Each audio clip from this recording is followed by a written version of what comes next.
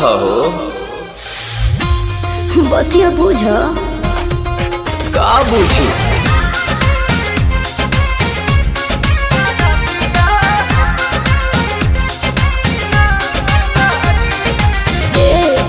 का हो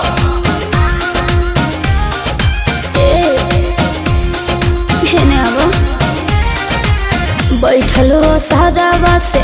आजाना रूम में चानी जानहानी संगे काट मन सुन में आओ ना बैठलो सादावा से आजाना रूम में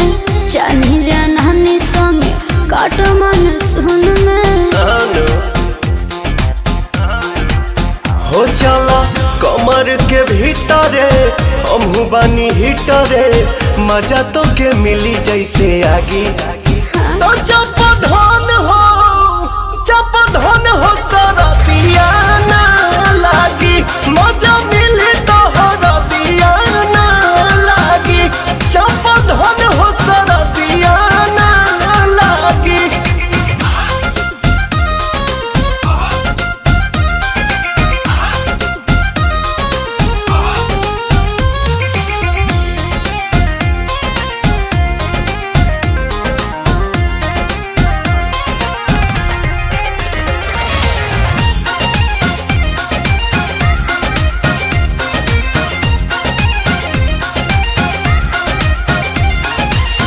अब भगा द जरैया के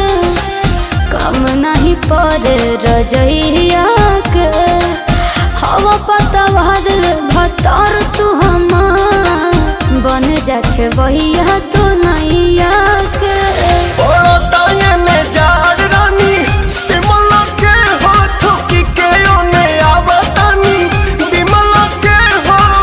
सजल व्यंजन करे द मनोरंजन मनवा भइल बा हमरो बागी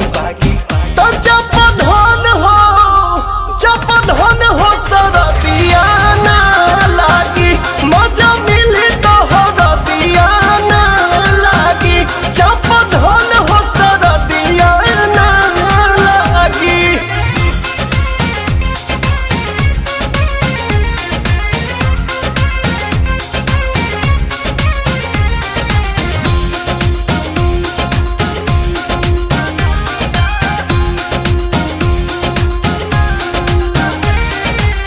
मेहर के होके काहे का पता रहा देह कठुआइल खाली भापता रहा चूल्ही में नमना डाली तो पता रहा बानी बोलावत तो सारा पता रहा खोली के होने फेंक देनी इनरिया जानू पलंगिए पहोइयो जी दिनरिया जानू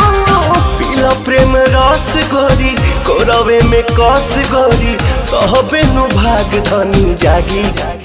तो जब धन हो सारा दिया ना